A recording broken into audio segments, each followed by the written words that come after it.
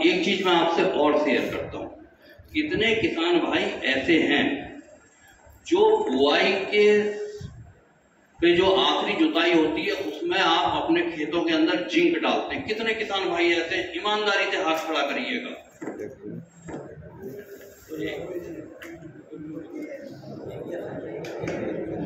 मैंने ईमानदारी से पूछा, कोई उसमें बेईमानी नहीं की है।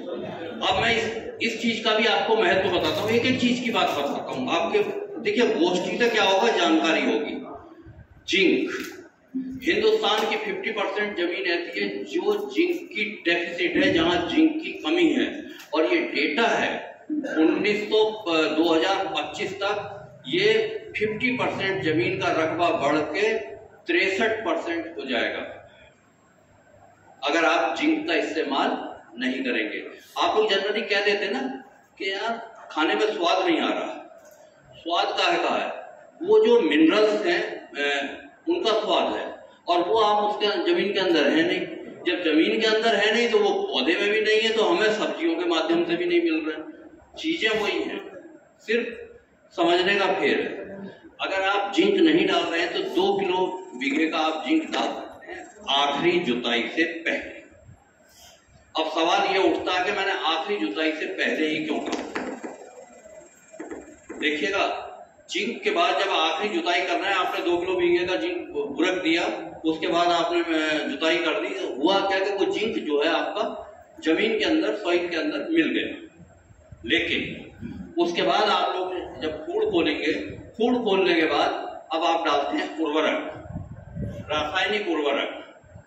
चाहे आप डीएपी डाल रहे हो, चाहे सिंगल सुपर फास्फेट डाल रहे हो, या एनपीके 12-32-16, जनरली किसान भाई उसको यूज करते हैं, वो डाल रहे हैं। अब उसमें होगा क्या, अगर आपने जिंक को और ये फॉस्फेट वाले जितने खाद हैं इनको एक साथ मिला दिया, किसान भाई तो यही सोचते हैं कि जमीन के अंदर जा रही है चीजें। अगर इन दोनों को आपने एक साथ मिला दिया तो होगा क्या, एक कॉम्प्लेक्स आयन बन जाता है। आप अलग अलग घोल के देखिएगा, फास्फेट वाले उर्वरक को एक जार में, बीकर में घोल लें, गिलास में, और जिंक को अलग घोल लें और दोनों को मिला लें। ऐसा होगा जैसे दही की तरह थक्का बन गया। जो आपका पैसा आपने उर्वरक में और जिंक में लगाया था, एक साथ जब मिलाया आपने तो वो पैसा आपका बर्बाद हो गया, वो पौधे को नहीं मिल पाएगा, वो पौधे को नहीं मिल पाएगा और वहां पे आपको नुकसान हो गया। अब सवाल ये उठता है कि कितने किसान भाई ऐसे हैं जो ये डाल रहे हो कि हमने पिछली बार डीएपी से बोया था कि इस बार भी हम डीएपी से बोएंगे? कितने किसान भाई ऐसे हैं? देखिए, खादों को भी बदलना है। अब तो एनपीके बंद हो गया, अब तो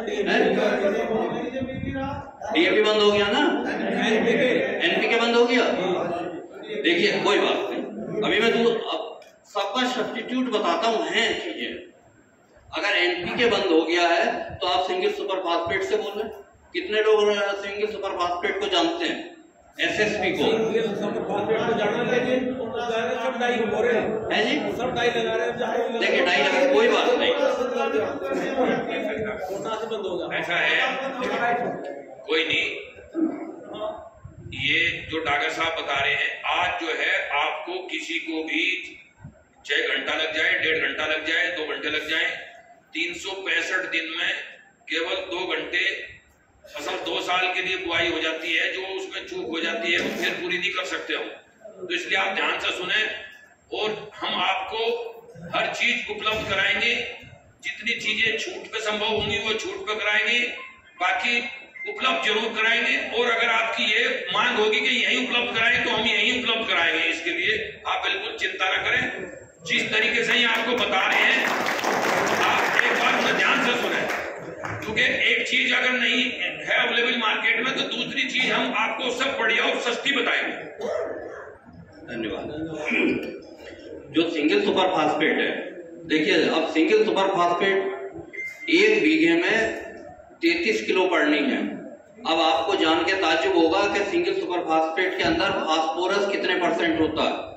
फास्फोरस के लिए दी जा रही है वो 16% होता है, और डीएपी में होता था 46%।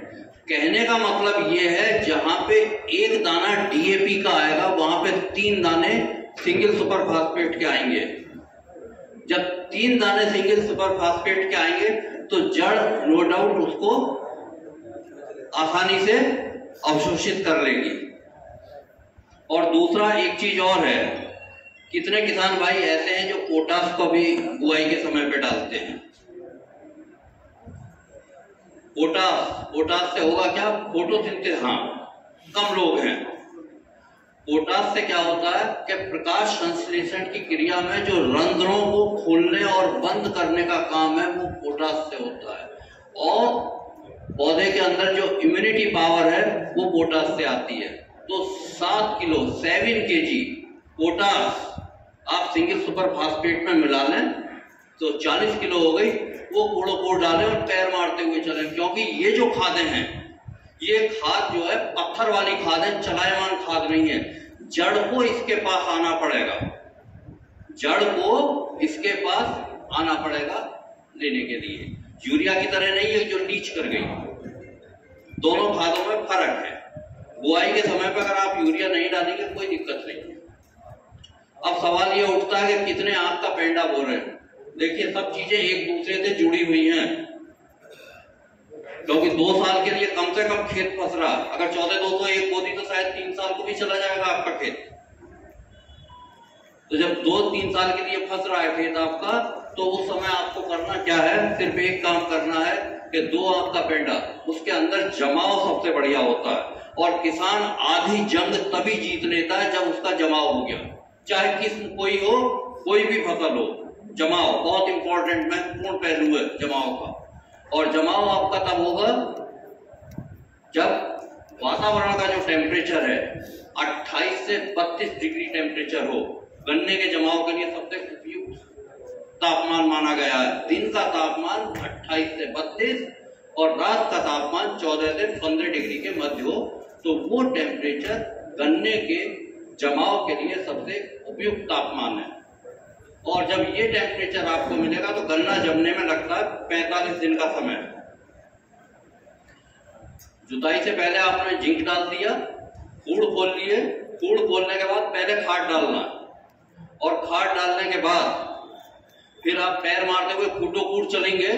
उसके बाद आपको 2 आंख की कांची डालनी है। और उससे पहले एक बात और बताई कांची के लिए, कांची को ट्रीट कर लो आप, जो प्याज वाले बोरे आ रहे हैं। लेकिन वहां पे एक चीज मैं आपसे जरूर कहूंगा, खाली गीला ऐसे निकाला और खेत में बो दिया ना। हर स्टेप पे गलती होती है। वो कम से कम इतना सूख जाए कि फरेरा हो जाए, उसे जब जमीन के अंदर डालें तो उस पर मट्टी ना चिपके। ये सबसे इंपॉर्टेंट पहलू है उसका। जो एकदम गीला निकाला डाल दिया, वहां पे भी जमाव प्रभावित होगा आपका।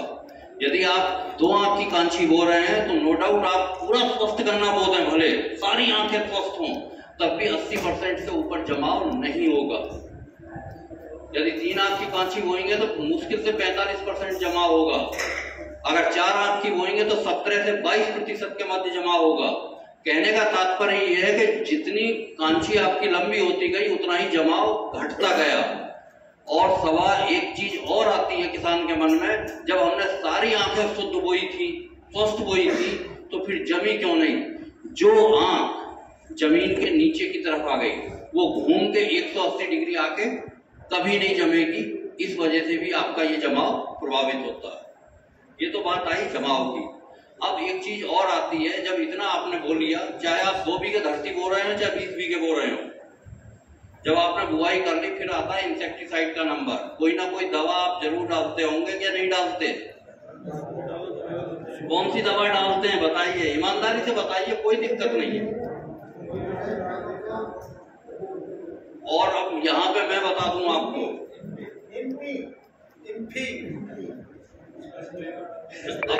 अब मैं बताता हूँ। देखिए हर वैरायटी की अलग अलग एग्रोनॉमी है।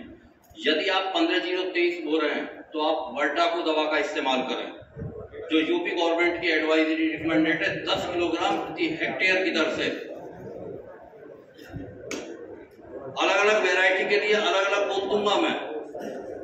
है क्या जब आपने वर्टाको 10 किलोग्राम प्रति हेक्टेयर की दर से तो 750 ग्राम आती है आपकी 1 बीघे के अंदर। अब किसान के साथ एक समस्या और आती है कि आखिर इस 750 ग्राम दवा को मैं 1 बीघे में कैसे डालूं। वहां पे आप उसके अंदर सूखी मिट्टी मिला लें, या तो क्योंकि आप पले करके बोल रहे हैं, वहां पे मॉइस्चर है, मॉइस्चर में दिक्कत आएगी।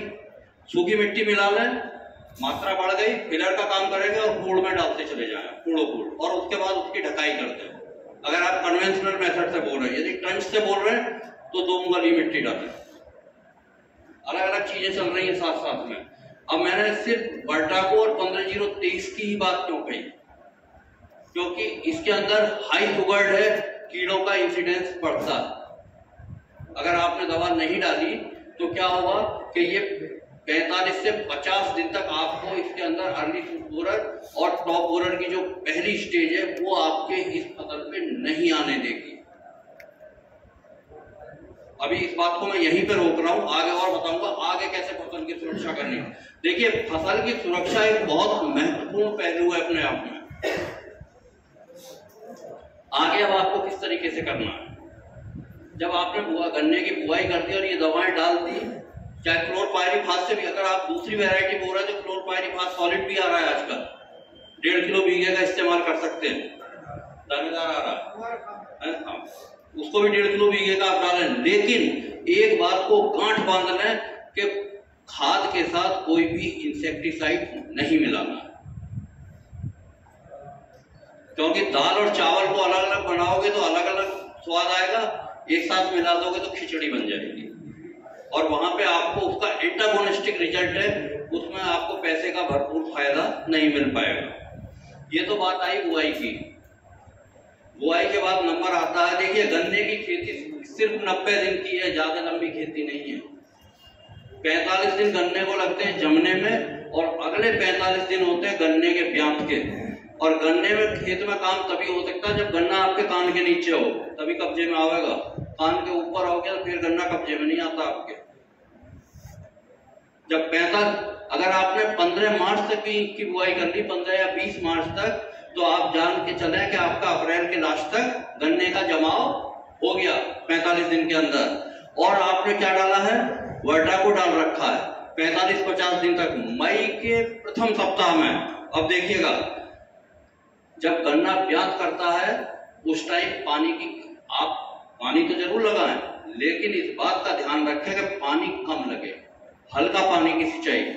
और हल्का पानी आप तभी लगा पाएंगे जब आपका खेत बराबर होगा। जहां पे भी आपका खेत गहरा होगा, पानी इकट्ठा हो गया, वहां पे आपका गन्ने के कल्ले प्रभावित हो जाएंगे, कम निकलेंगे। और मई के प्रथम सप्ताह में क्लोरेंट्रानिलिप्रोल फिर एक दवा का आप इस्तेमाल कर लें। अभी मैं बुआई की बात कह रहा हूं, फिर एक दवा का आप इस्तेमाल कर लें, जिसे आप कोरोजन कह रहे हैं, या कोई और कंपनी की भी आप ले सकते हैं।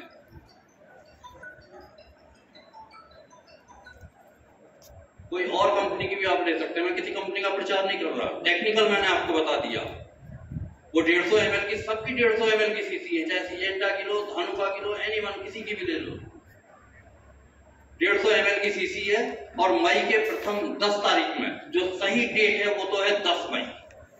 लेकिन यदि आपका आगे पीछे की फसल है तो आप उसे मैक्सिमम 20 मई तक ले जाइएगा, उसके बाद मत डालिएगा। बुआई वालों की मैं बात कर रहा हूं। खुशक खेत में 150 ml की सीसी है 400 लीटर पानी में। जब किसान खेत पे जाता है तो एक हाथ में उसके सीसी और एक हाथ में टंकी, इसके अलावा तीसरी चीज कुछ नहीं होती है। वहां पे आपको पता होना चाहिए, वो जो 150 ml की सीसी है उसको एक गिलास में पलट लें, और गिलास में पलटने के बाद उस गिलास को पानी से भर लें, छोटी प्लास्टिक की बाल्टी में डाल दें, उसके अंदर 26 गिलास पानी और मिला दें। अब उस प्लास्टिक की बाल्टी में 27 गिलास पानी हो गया, लकड़ी के डंडे से आप हिला दें, एक टंकी में 1 गिलास निकालें और डाल दें, और कट नोजल से जड़ों को तर करते हुए चलें। ये जो इस तरीके से 27 टंकी पानी बना, 15 लीटर की टंकी के हिसाब से 405 लीटर पानी बैठता। लेकिन यदि आपने 3 फुट से दूरी कम कर रखी होगी तो ये दवा निश्चित रूप से आपकी कम हो जाएगी। यदि 5 फुट पे कुछ लोग किसान भाई बोल रहे हैं या 4 फुट पे बोल रहे हैं, तो वहां पे ये दवा आपकी बचेगी। दवा कम नहीं पड़नी चाहिए, क्योंकि डोज प्लांट को पूरी चाहिए। अब ये दवा किस तरीके से आपके खेतों में काम करती है, ये एक महत्वपूर्ण पहलू है। जैसे ही आपने दवा डाली, अगर खुशक खेत है पानी लगा दें। यदि आपके खेत में पैर बैठने वाली स्थिति है, ड्रेंचिंग उस टाइम करिए, तो उस समय खेत में पानी लगाने की कोई आवश्यकता नहीं है। किसान के साथ दोनों परिस्थितियां हो सकती हैं। जब आपने लगा दिया पानी, 72 घंटे के अंदर जड़ों के माध्यम से अवशोषित होकर पूरी की पूरी प्लांट के सिस्टम में आ गई। और वो जो टॉप बोरर है जिससे आप लोग परेशान हैं, उससे जो सुंडी निकलेगी वो उसके गले को प्रभावित करती है, क्योंकि पूरा पौधा आपका जहरीला हो चुका है। लेकिन एक शर्त है इसमें भी, आप खुद भी लगाएं और अपने पड़ोसी को भी कहें। उसकी वजह सिर्फ एक है, जैसा मैंने शुरू में कहा कि इसका रकबा इतना ज्यादा है 238 का। यदि आपने दवा लगा दी, पड़ोसी ने नहीं लगाई, उस स्थिति में क्या होगा? उस स्थिति में ये होगा कि जैसे ही आपके 45 दिन के बाद आपके पूरे खेत में दवा का असर कम होगा, टॉप बोरर कीड़े का पड़ोस के खेतों से आने की संभावना पूरी रहती है। तो ये बातें आई इसकी।